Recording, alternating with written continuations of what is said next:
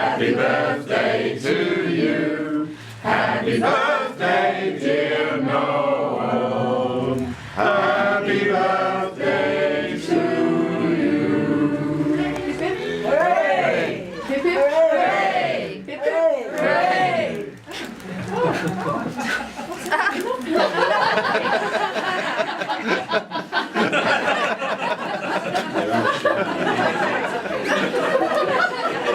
They're very Noel candles, aren't they? Many years ago, when one of the first times we'd really met Noel, he came round to our home on his birthday, and we'd made him a birthday cake, and Peter and Jan were there, and Christopher and Doug were there, and our children, and I think your children were there too. Yeah, there's a picture of them. And I think Beryl was there as well. That's right. Yes. And Noel loves chocolate cake, and I do remember making these squares for him. And we put these candles in, and he started to blow them out, and exactly the same has happened here. But I've got a lovely picture there of Christabel going, oh, because she'd never seen them before. Noel had obviously never seen anything like that in his life, and we just couldn't stop laughing. And I think for Noel it was this wonderful little sharing of some very small, like a children's game that really just pleased us all. And our children have never forgotten it. And in fact, Josh, who was our youngest, he's now 35 or something, but he came, we saw him yesterday, and he said, Noel was such an influence in my life. He said he and I talked cars together, and we talked chickens together, and things that were important that I didn't talk with my mum and dad, I talked with Noel. And that was just a lovely thing to hear from him. The Castletons were a very important part of Noel's life. They were here when Christabel first came to the church and said that she wanted a few people to try and help this person who was in jail but would be hopefully coming out at some point and needed some friends. We were part of that group, Jan and me, and we visited him in prison. I suppose Bill and Wendy, did you see him in jail as well? Not before? No. Okay. But when he came out, it was to a family of people in Fremantle, and this is why he stayed here and for the next 30 years. 1985 he came out of jail after being in every jail in Australia, with lots of other amazing stories that he could tell. He was the great storyteller. He could tell the most, you could just sit down for hours and hear his stories. So I think he would enjoy the fact that we're going to tell a few stories about him. So why don't we start with his brother? How far back can we go? Well, I can't go back very far because I left home when I was 14. Yeah. And I was only, well, he would have been 12 in an institution then. He was already out of the family by then, yeah. And I ran into him in Victoria and in South Australia and in West Australia. And he just turned up every now and then. We give him a hand and off he'd go. Yeah. That was probably his whole life. Yeah. He was a traveller. He had a tormented him. Yeah. We knew about that, but we didn't suffer from it, you know, too much. Not too much. No. Let's just say. He said he had a tormented life. He did pick himself up from that, and we were all part of that process. So we're going to hear some stories about how that all happened. Who would like to go next? Would you like me to jump in, because I've got a story to tell about this?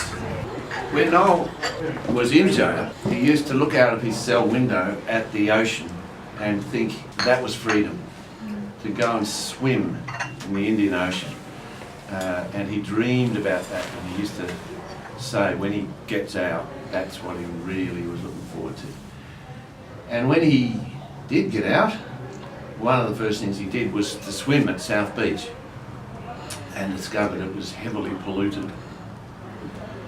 Polluted by Rob's Jetty, the abattoir, which is now turning into a very trendy Coburn Coast development.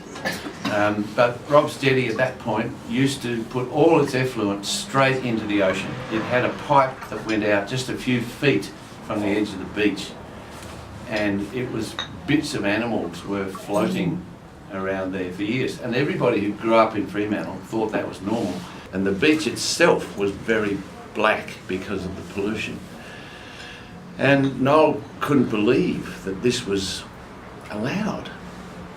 And at the time, I was a member of the EPA, and there was a bit of an issue because they started measuring how polluted the waters were where people were learning to swim, and it had highlighted the fact that this was a problem. So I said to him, "You've got to do something about it, Noel. It needs someone to run a campaign." And for someone who had been incarcerated for most of his life, this was a fairly big call. But he set up a group called Fremantle Community Action. It was mostly him, but I think a few others around probably were dragged in at various points. And he set up he had a fax number, and he could fax the media and ministers. He learned how to do that, and he started firing off these letters to government saying, "How can you possibly do this?" And the media started running a campaign.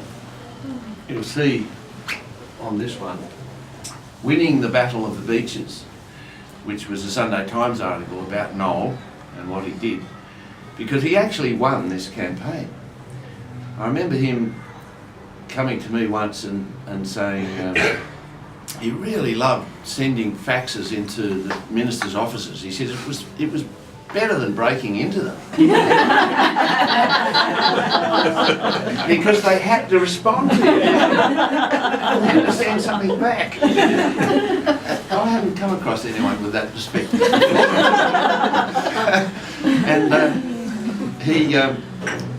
I used to feed him stuff that I couldn't do publicly myself, and eventually help him a bit. But in essence, he ran a campaign which was extraordinary, and eventually a water corporation engineer quietly sent us a map that showed that there was a pipeline going to the sewerage system going right past the gate of Rob's Jetty, and there was absolutely no need for them to be putting this effluent in the ocean. It could go straight into the pipeline. It would cost money, but the Minister for the Environment, for Agriculture, who ran that whole setup, he immediately said, "Right, we'll do it."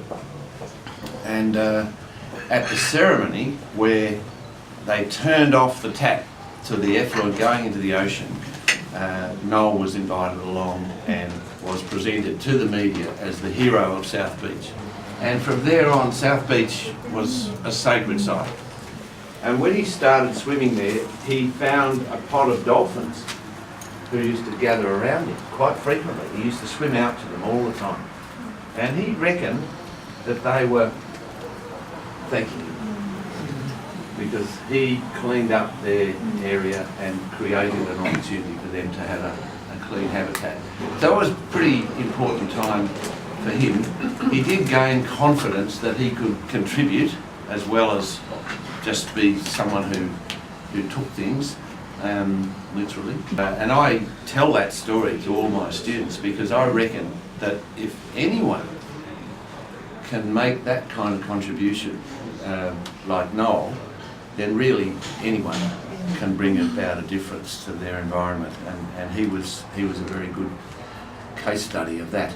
But apart from that, he was a good mate. He was really part of our family. Well, Wendy mentioned her son Josh, and yeah, I guess that was our experience too. And Noel burst into our lives really, and I think about today, the main words around it were how intense he was, really, the intensity of it. He was either in a terrible rage, which was kind of hard to, learn to be part of, or he was just very, very fun, and I think I think particularly with women, he liked that he expected some kind of nurturing. There was always this sense that he would have a good, nice relationship with you. So that was, and our children, we spoke to them briefly today, and Christy, the oldest, lives in Sydney, and I said, as a child, what was your first impression? And she said, well, he was like, what is the word? The boogeyman. The Mr. Boogeyman, in the sense that his appearance was quite confronting. Yeah, and he wasn't.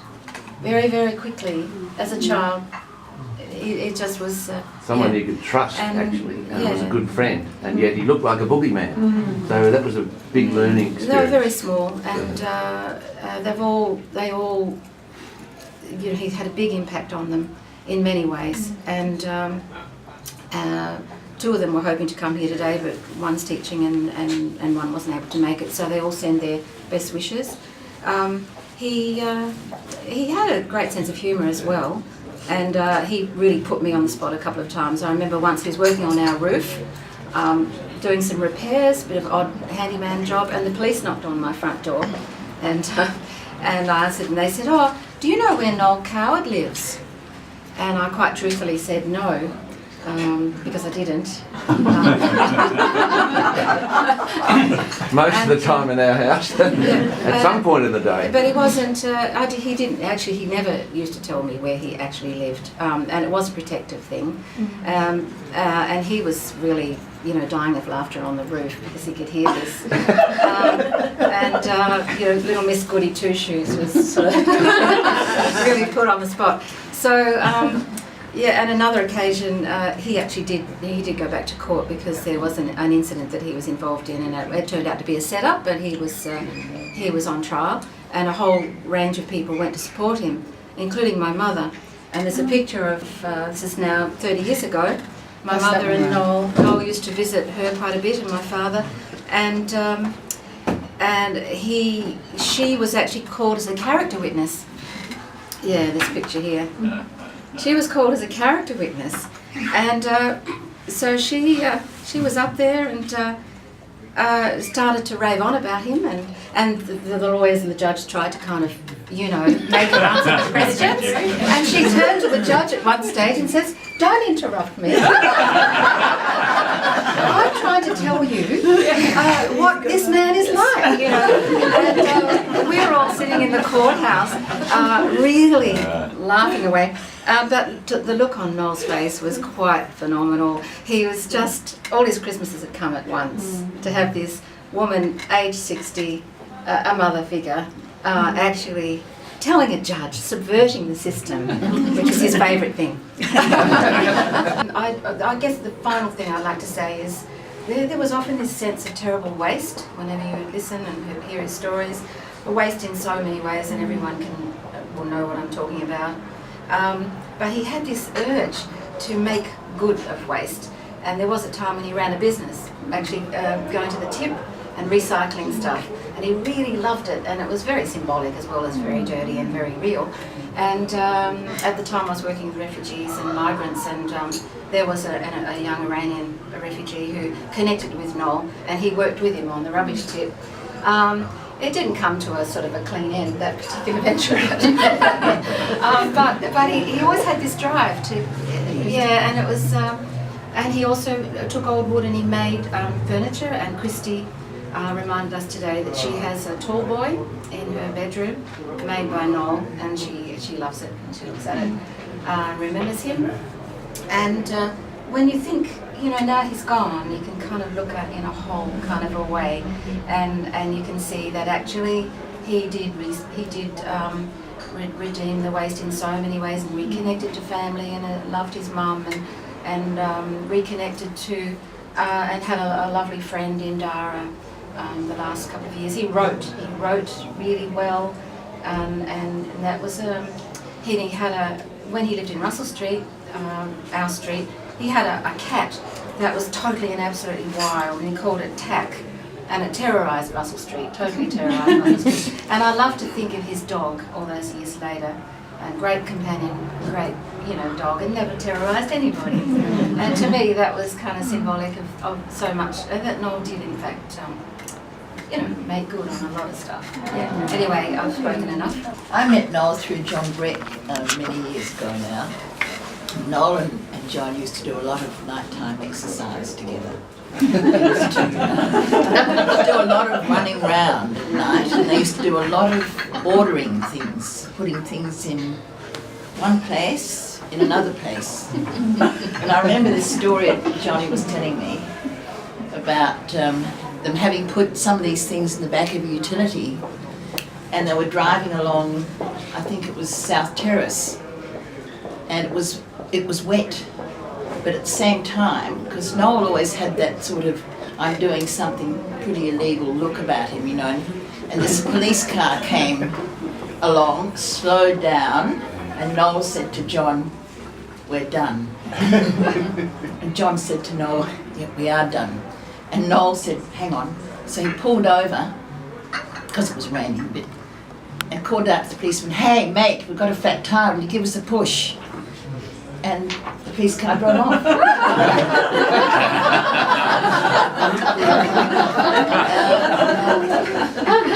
And to me, Noel was an amazing person, and to me and to my family, and he sort of came in and out of our lives, I think, as he probably did everybody's. He'd just arrive and be there, and just a couple of the things that I think are very special about him. One was his laugh, because he never really, that I remember, laughed out loud. He never actually had an out loud laugh, but he'd sort of hunch over and go, he'd go into a paroxysm of mirth, and it was silent mirth, and it was extraordinarily catching, and we'd all be sort of and also his wonderful mind. I remember one of the judges that actually interacted with Noel over the years said to him, "Mr. Coward, you such a waste. You could have done anything. You could have been anybody in your life. You have this amazing mind," which is true. But I said to him one day, he was talking about stuff, and we're sitting on the veranda having a chat, and he loved dates gone. So I was, this kind of thing that you were talking about. I was making sure we had some dates gone. And I said, "No,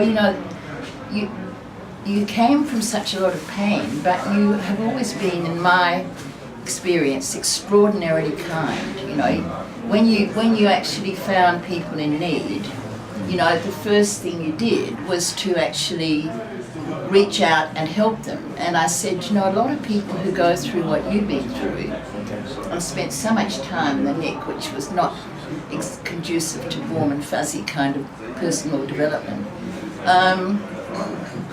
have not turned out like that. They've turned out so that they've actually taken that poison and they've actually passed it on to other people. But I said, "No, you've never done that. You've always actually passed on, apart from when you got really grumpy with somebody, in which case, Katie barred the door. But in general, you've passed on the most amazing kindness and caring. And I know a lot of people who Noel, has helped and who he's reached out to. So I think he's a wonderful person, and I'm really glad for him, as I said to Dara, that he met through the internet, Dara, and had this wonderful, loving relationship, because all this love came out, and it was just so special, because I don't think I remember Noel actually having that kind of relationship in his life before that I knew him, So I don't know, he may have done, but I just felt that Dara was very special, and I know that she would love to be with us today, and she's coming in October, I think, to see where Noel grew up, and to meet, not grew up, but to meet some people that Noel knew. So, and with She, just to watch him with She over those last few months, just being so amazingly loving. So he's a very special person, to me and to all of us, obviously, otherwise he wouldn't be here. So, it's a special day and a beautiful ceremony, and I think thank you both and all of you for putting on this beautiful food and allowing us to send Noel off in such a loving way. It was a remarkable ride, I think, and I do have a story. It's not the one that Christabel's talking about, but I was a teacher, and I was teaching students who, for one reason or another, learning was a bit of a struggle, and I had some of Noel's writing in the very early days, and I asked him if I could share it with the students, and he said yes, and so I gave it to them, and then I told them about Noel, and I told them what age he was and how he'd come to learn to read, and that he'd then gone on to develop writing. And they were enormously encouraged by this. When they thought about his life and what he had to do to have an opportunity, and the fact that he wrote so well, which he did, they were very impressed with his writing. That it encouraged them also. So I think that's again that same thing, that he found ways to give, partly through his writing, but also through his his spirit, not to give in, not to take those things which have been very difficult in his life and let them make him a negative person. He was, for all his idiosyncrasies, he did have that energy which was positive, I think. Old Noel, I have an interesting connection with Noel. I purchased his bus years ago. Oh dear, it was only going to be... state? It was only going to be... Oh yeah, it was pretty flogged out. I just wish I had to rebuild the whole thing, you know. But it was only going to be a temporary solution to a problem. Transport and accommodation. And I'd met this other guy, John Breck, and he said, well, you know, you can do this and do that. And in those days, Freo was pretty open and loose, not as tight as it is today. But so I'm sitting in John Breck's bus down at South Beach, and then he said, oh, a friend of mine, Noel, just arrived. And Noel had just come back from Lakes Entrance over east, and in this bus. So he said, come on, go and see him. So I hopped into this bus, and I go, wow, these buses are quite amazing. I never thought about living in a bus because where I come from in North Wales, if you lived in a bus where you'd really hit the low, we call them jippos, right? Which is, you know, so yeah, living in buses, never thought about it. And then I had a friend of mine in New Zealand. He bought a bus, and he said, oh, this is my new girlfriend, and we're going to go travelling around New Zealand. It's a Dutch guy named Hans Verhoef, and I said to myself, poor old Hans, can't afford to live in a house. Little did I know, and I'm still in the bus 25 years. Having learnt the delights of having a mobile transport, not the least of which is going to visit a friend, having too many wines, and just opening the door and going to sleep. So thank you, Noel, for that. Yeah, I've got so many stories about Noel, I barely know where to begin. One more. One more, okay. Well, Jan's cardigan reminds me of a story once. John Breck and this lady called Lana got together, and they wanted to build a health food store.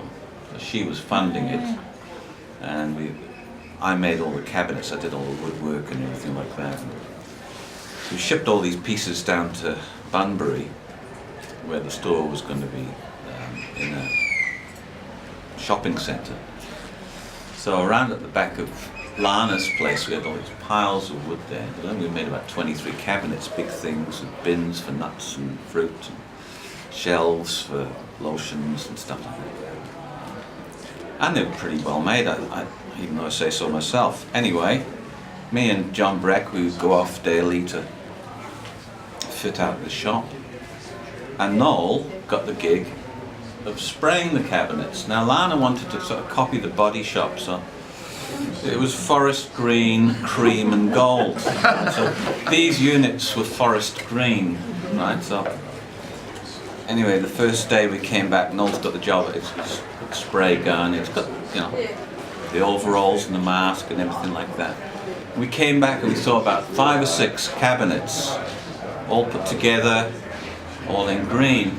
It's just like a forest of green cabinets. But there's no Noel. Where's Noel? Then he takes his mask off. In camouflage. He was a little green man. Oh, there you are. I think he was still picking green from under his fingernails about 10 years later. I used to live next door to Noel. I came home from work once and there was this derelict house next door to me. I came home from work and there's this guy, Noel, with his bonnet up of this car and cursing and going on, you know, and just happens to be my new neighbour, right?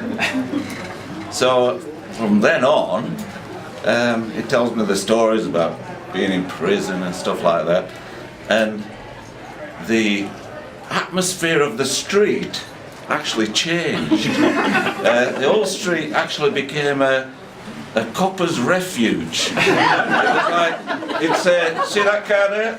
That's the fence, you know. And it was, every day there'd be a cop car in the street, just parked there, you know. And anyhow, that was his sort of introduction to me. But one of the things he did was he organised a concert in Fremantle for I think it was for that campaign for the beach. Yeah. And it was amazing. He organised this concert, and for the first time ever anywhere in I think it was Australia, maybe the world, but they had 2 stages, and he had all these bands playing, and it was absolutely fantastic. A real good concert, and I think he made quite a lot of money for that cause, didn't he? Yeah. On that, yes. Basically an event organiser as well. Yeah, he organised it a lot, yeah. Booking bands and do well the whole today. place. It was actually fantastic. It was a really good night. Yeah. But Peter told me that Noel came around for a coffee every day for the last 20 years when he was in Fremantle. yeah, I didn't realise that. yeah, he used to come every morning. We'd have coffee on The coffee shop was my his veranda. house Yeah, it was. Yeah. in Charles Street. Anybody wants a piece? Yeah. So yeah, Pretty good story. an absolute. He was a real gentleman, a real nice guy. When I first got the bus off Noel, we had the special deal, right? Because I didn't have any money. Going back to that time when John Breck took me down to the sailing club where Noel was parked, I went inside the bus, saw it for the first time. I said, "It's fantastic." He said, "It's for sale." I said, "How much?" He said, $3.5 grand. I said, "Well, that seems very reasonable." But I didn't have 3.5 cents at the time. I was completely stony broke. And then about 6 weeks later, and he was still around Fremantle, I got a job up in Darwin for two weeks, and it was going to net about $1,200. I told Noel about this, and he said, "Well, it's gone down now. It's now 2.5. I'm thinking I'm halfway there nearly. So when I came back from Darwin, it was still for sale. So he said, "Look, I need the bus till after Christmas, which is like another 4 months' time, but I need the money now." So I had a word with John Breck, and I said, "Can I trust this guy?" And John said, "Sure." So I just worked for 2 weeks. I gave him every penny I had. I was back to going stony broke. Gave him the 1,200, and he got into the bus and drove off. No receipt, no phone number. Anyway, I got some more money together, and Noel was kicking around, and I give him the rest of the money. and he drove off again. So I paid for the bus, but he was still living in it, and I was still camping in John Breck's bus. Anyway, I think it was January the 3rd or the 4th. Noel comes down to South Beach. He says, "Here's the key, here's your bus. Thanks very much, see you later." And Noel was always good like that. I mean, he used to tap me for the odd $50 now and again. You know, when he got a bit short, he always paid. He never ever reneged. And this story that Peter told about the gig that he did, the concert to raise money, he also told me about a band that had just turned up. And he said, "Yeah, we can get you on stage and stuff like that, but we haven't got any money to pay you." I said, "No worries." But he was splitting all the money up and giving everybody, you know, $800 or $900 for the gig.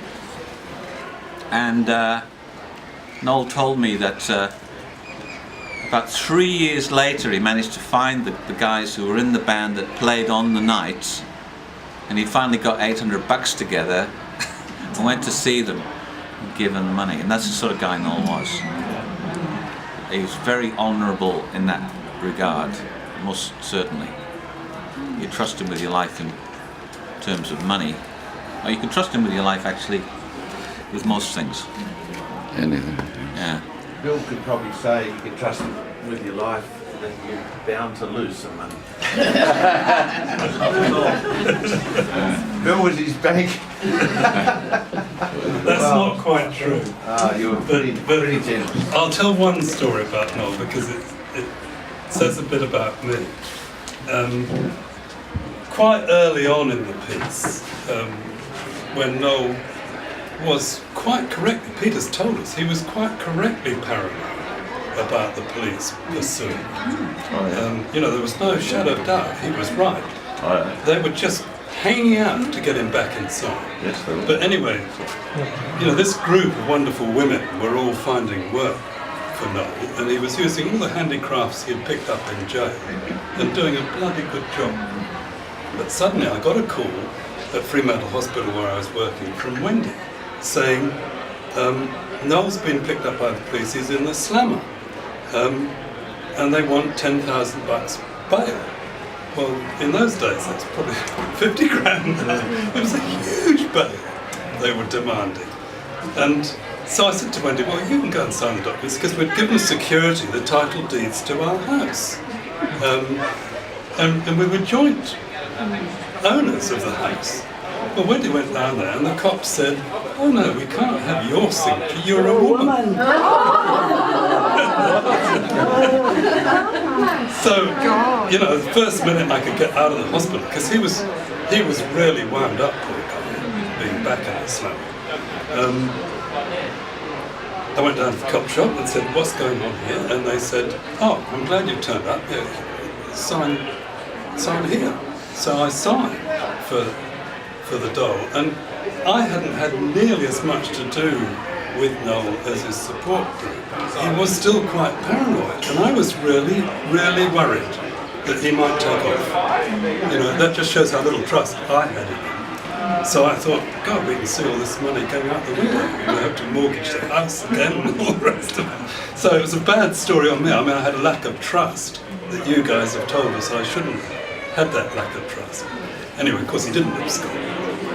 So they didn't take the money off us. So it was a good story in the end. But I was deeply concerned. And when Wendy rang up, I said, what are you asking me to do?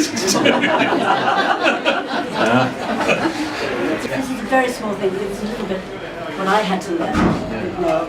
Was he'd only been out from prison about 3 weeks, I think. And I said, Noel, we've had our coffee, I must go and go to the shops. So I'm going to the supermarket, there's a Charlie Carter's down here, I'm going there. Will you come with me? And he said, yeah, okay. So we went together, and I was shopping, and he disappeared. I saw him, he ran, and he was outside. So I had to run after him and find out what was wrong. And he said, I'm never going in a place like that again, ever. That is terrible. What do you do in there? How can you shop like that? Because I think it was enclosed, and it was scary, and it was those horrible lights, and I thought, he's been in prison all this time. How can he possibly go into a shop like this? So I said, I'm sorry, Noel, next time we'll go to the little tiny shops. We'll go to the fruit shop, we'll go to the bread shop. We won't go to something like that. So it was just a little lesson for me on how awful it must feel. I have the same reaction, actually. Did you? Anyone else before we go to Christabel? Because I think Joan probably has the last story. Joan's got a story. there you are. Well, probably just like to say the first time I met Noel and also the last time I met Noel. We built behind this building here, and when we were having our white goods delivered into our house, the house was supposed to be at lock-up stage. And Noel had warned us that that was the night that things would disappear. So Noel moved onto the block in his car and slept there. And at 3 o'clock in the morning, a van turned up. The house just happened to have been left open, and the white goods were about to be loaded into our car, and Noel knocked on the window and said to these guys, "What are you doing?" And they said, "Oh, we took a wrong turn." And he said, "I did that once."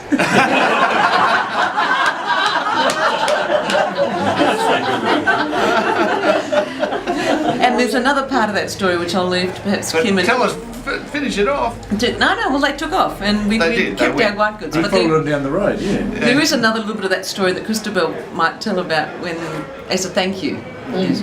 And then the last time that I had anything to do with Noel, and it was a very special time and a very sad time, was the last 2 weeks of his life. And because I've come from a health background, I was taking Noel daily to various appointments at the hospital, and I sat for hours, 4 or 5 hours sometimes in the hospital with Noel, and it was just a really lovely time. He talked a lot about Dara and his love for her and his hope for the future. He talked a lot. We had actually got him out of the car and into St Pat's because he realised he needed to be off the street to have his open heart surgery.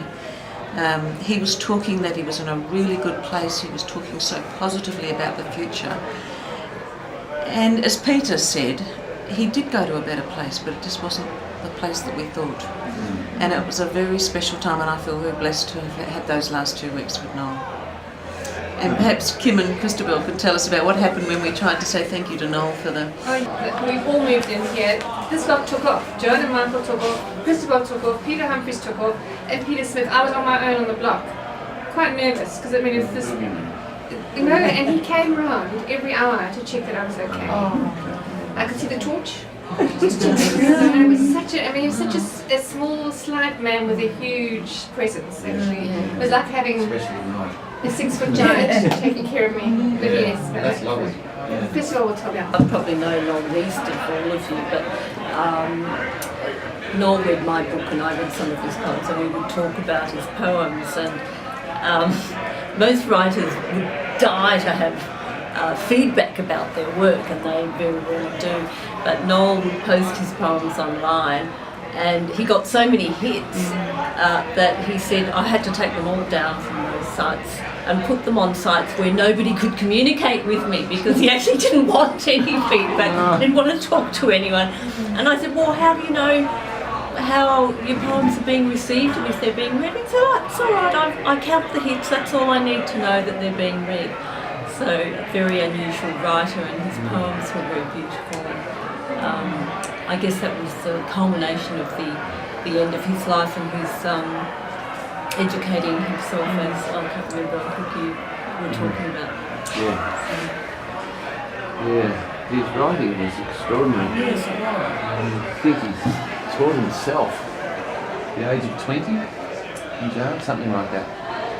We have a copy of his book somewhere, Damn Your Shadow, Sir.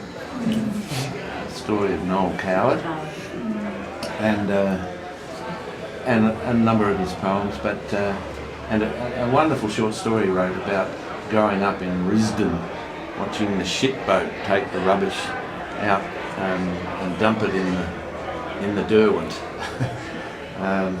He got some amazing imagery from that. So, Christabel, I think it's your turn. Okay. I guess I met Noel in about 1982, and as Graham had said, he was a tormented soul, and he'd spent most of his life in and out of institutions since he was 8. and he had taught himself to read and write in prison, and he, at this stage in his life, was deeply miserable, and I think he would have described himself as a career criminal at that stage, but he had a moral code, the crim code, and he was very insistent that, you know, once he'd broken into a house and seen that the person was a pensioner and just left everything and gone away, things like that, where you know, it was the Robin Hood kind of morality, and there were things that he was not proud of, and he didn't want to remain being a crim. He was proud of his counterfeiting and the comments of the judge. I think that was his most serious offence, and one which prevented him getting a passport, but it was also one he talked about. But when I met him, he was profoundly suicidal, and this is a bit different from Peter's story, because I was trying to sort out what his release plan would be at the end of his sentence, and he said, "Oh, I'm going to get out that front gate and walk down to that beach and swim out and never come back." And that was his release plan, was to drown himself. And I said to him, well, if I could gather a few people together to be a support group, we could get a halfway house. Do you think you'd be able to do that? So he agreed, and that was when this lovely little community of mine at St Paul's rallied around and became Noel's family and friendship grouping, and suffered as well as enjoyed all the intensity that involved. But over the years, so you have to remember that he was 31, he didn't have a licence. I had to teach him how to drive legally. I mean, he'd been driving for years, but he'd never had a licence. We had to get the police commissioner's approval for him to actually have a licence. And then I had to teach him how to drive as an ordinary citizen might drive. So that was a fairly hairy time. And of course, the saga of the cars we won't go into here. I don't think he could remember how many cars he had. He said to me once, "Did I ever have a yellow car?" And he said, because the police have a list of about 27 cars, and one of them was yellow. I think it was a Subaru. Yeah, probably it was. So anyway, he went through strings of cars and exploded one. But just to, I could go on for a long time, but I won't. The story about saving Kim's. Well, we didn't, it wasn't possible to save Kim's furniture from that first lot of burglary, but Noel came and planted his bus on the tarmac here. This was a car park in those days, and guarded it, and that was the time when he met the people who were coming for the second round of robbery of the goods. And anyway, as well, one of those nights, somebody came into the hall and tried to commit suicide by turning on all the gas in the hall, and on one door, Noel came in, flicked his cigarette out as he reached in and plugged his electric cord in to the hall, and at the same time Peter Humphries came up from having coffee and threw his cigarette out as he went to see what was going on with the hall and why the doors open, and it was full of gas. There were two opportunities where it could have all exploded. It was amazing. So they were some of the leitmotifs of the high risk lifestyle. But he did rescue the furniture from the white goods from being stolen the second time. And Kim, as she has shown us today with the beautiful food, said to me, "I'd like to give Noel," and this was around about his 60th birthday, "I'd like to give him a thank you for his help to us and ask him what he would like as a meal for his 60th birthday." And so he said, "Oh, roast lamb and lemon meringue pie." And so Kim dutifully did that, and he sat on my veranda up at McCleary Street and ate about half of it. It was very ample proportions, and then took some off in his bus to go down to South Beach. And then he told me the story the next morning. He was sitting at South Beach sharing it with some mates, and a police car came cruising around the car park, and then came round another time, and it wasn't quite like saying to John Breck, "We're done," but he thought, well, what's going on here? And the police car stopped, and the people said, the two policemen said, "Are you Noel Coward?" And he said, yes. And they said, happy birthday.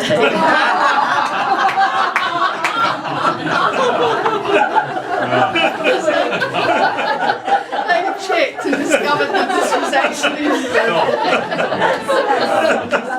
So I think that's a lovely story to end. We started with the birthday cake story and end with the police wishing Noel happy birthday. Just say something. Christabel was away when Noel died, and she was back at church on the Sunday and very upset. She cried too much. And she said it felt like she'd lost a child, because it was her relationship with Noel was like a mother and a delinquent son, but a son anyway. And I just think that she's been an amazing influence in his life, and was the base he could come back to. And I think that was very important. That's right, and I think I'm glad you said that, because in all of our stories we haven't actually acknowledged you. And in fact, for me, getting to know Noel was also getting to know you as well. So See that we lived our faith and not just talked about it. And so yeah, I think we all want to say an appreciation of that. We've all learned a lot from that, because mostly you do gain. You don't. It's always painful. I mean, pain that you must have been through at times with him living out in the veranda. Yeah, anyway, we all know that. But extraordinary.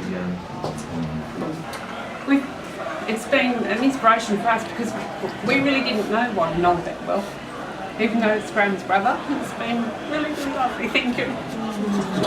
Thank you for coming.